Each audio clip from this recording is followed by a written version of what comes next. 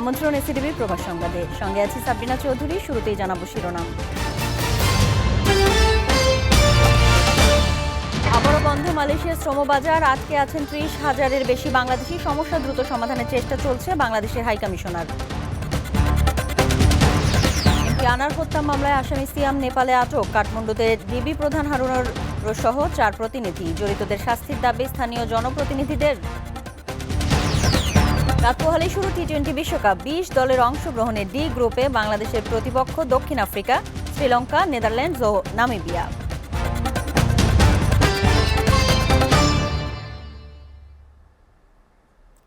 আবারও বন্ধ হয়ে গেছে মালয়েশিয়ার শ্রমবাজার।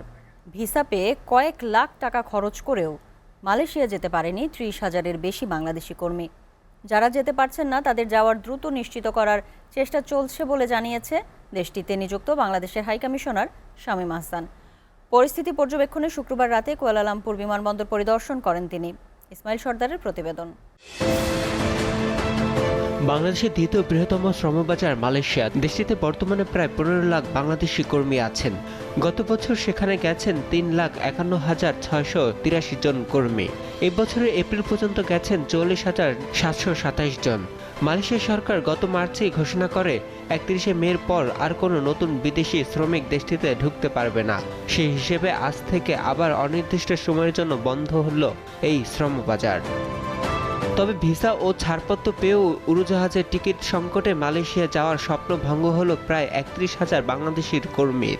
বিমান বাংলাদেশ এয়ারলাইন্স সহ বেসরকারি এয়ারলাইন্সগুলোতে উড়োজাহাজের আসন সংখ্যা বাড়িয়ে এবং বিশেষ ফ্লাইট পরিচালনা করলেও শেষ রক্ষা হয়নি।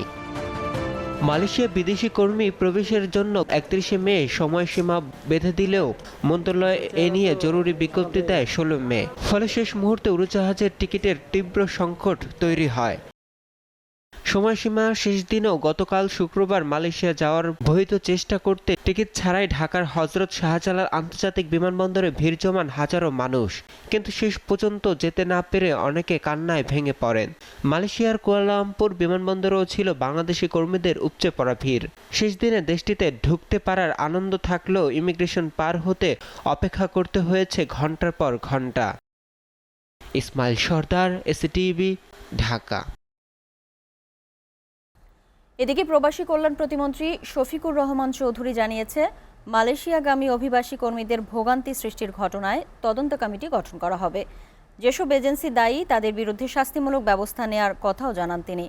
অভিবাসন প্রত্যাশীদের কাছ থেকে ৬ লাখ টাকা পর্যন্ত অভিবাসন খরচ নিলেও অব্যবস্থাপনা ও সন্দেহজনক লেনদেনের কারণে এই কর্মীদের জন্য সময়মতো ফ্লাইটের ব্যবস্থা করতে পারেনি রিক্রুটিং এজেন্সিগুলোর সিন্ডিকেট।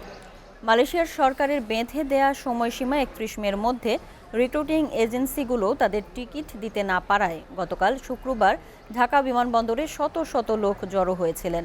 এজেন্সিগুলো এ বিপর্যয়ের দায় চাপিয়েছে প্রবাসী কল্যাণ মন্ত্রণালয় ও রিক্রুটিং এজেন্সিগুলোর মধ্যে সমন্বয়ের অভাবের উপর। এমপি আনোয়ারুল আজিম আনার হত্যা মামলায় অন্যতম সন্দেহভাজন সিয়াম হোসেনকে নেপালে আটক করা হয়েছে। তার তদন্তে নেপাল গেছেন ঢাকা মহানগর গোয়েন্দা পুলিশের প্রধান অতিরিক্ত কমিশনার হারুনুর রশিদ। তার সফর সঙ্গী ডিবির ৩ ও এনসিবির একজন সহ মোট ৪ জনের প্রতিনিধি দল। সকালে একটি ফ্লাইটে নেপালের উদ্দেশ্যে হজরত শাহজালাল আন্তর্জাতিক বিমানবন্দর ছেড়ে যাওয়ার আগে সাংবাদিকদের সঙ্গে কথা বলেন ঢাকা মহানগর গোয়েন্দা পুলিশ প্রধান। এ সময় তিনি জানান, আসামি সিয়ামের গ্রেফতারের বিষয়ে নিশ্চিত হতেই তাদের এই কাঠমান্ডু সফর। নেপাল আর কোনো আসামি আছে কিনা তা জানতে ইন্টারপোলকে চিঠি দেওয়া হয়েছে। ডিবি প্রধান বলেন, হত্যাকাণ্ডের মূল পরিকল্পনাকারী আক্তারুজ্জামান শাহিনের সহযোগী সিয়ামকে নেপালে গ্রেফতার করা হয়েছে বলে জানান।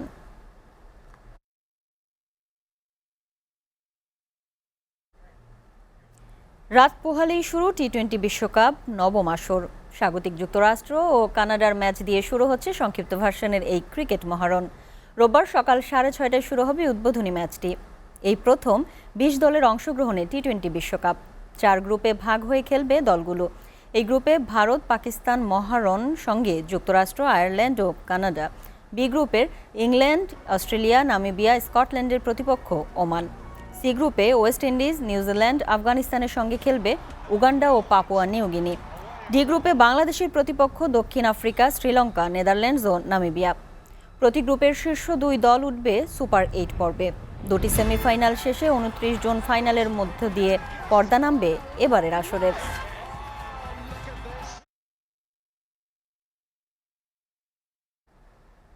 এসিটিভির প্রবাস সংবাদে নিচ্ছে একটি বিরতির, সাথেই থাকুন।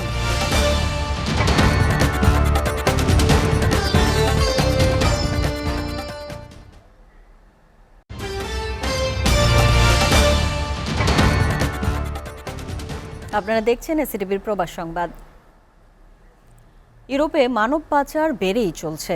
অবৈধ পথে ইউরোপ পাড়ি দিতে গিয়ে মারা যায় 12%। ভূমধ্যসাগর পাড়ি দিয়ে ইউরোপ পৌঁছানোর তালিকায় শীর্ষে বাংলাদেশ। জাতিসংঘের পরিসংখ্যানে ভূমধ্যসাগর পাড়ি দিয়ে ইউরোপ পৌঁছানোর তালিকার শীর্ষে বাংলাদেশ। এর পরিমাণ 21%। এর মধ্যে 12 বাংলাদেশি মারা যাচ্ছেন। বাংলাদেশের অবৈধ অভিবাসন এলাকাগুলোর মধ্যে অন্যতম মাদারীপুর। হিসেব বলছে, গত এক দশকে ভূমধ্যসাগর পাড়ি দিয়ে ইতালি যাওয়ার পথে মৃত্যু হয়েছে অসংখ্য বাংলাদেশির, যাদের অনেকের বাড়ি এই রাজৈর উপজেলায়। এসিটিভির প্রবাস সংবাদ শেষ করার আগে শিরোনামগুলো জানাবো আরও একবার। আবারও বন্ধ মালয়েশিয়ার শ্রমবাজার। আটকে আছে 30,000-এর বেশি বাংলাদেশি। সমস্যা দ্রুত সমাধানের চেষ্টা চলছে বাংলাদেশের হাইকমিশনার। এমপি আনার হত্যা মামলার আসামি সিয়াম নেপালে আটক। কাঠমান্ডুতে ডিবি প্রধান হারুন সহ 4 প্রতিনিধি। জড়িতদের শাস্তির দাবি স্থানীয় জনপ্রতিনিধিদের। রাত পোহালেই শুরু টি-20 বিশ্বকাপ। 20 দলের অংশগ্রহণে ডি গ্রুপে বাংলাদেশের প্রতিপক্ষ দক্ষিণ আফ্রিকা, শ্রীলঙ্কা, নেদারল্যান্ডস ও নামিবিয়া।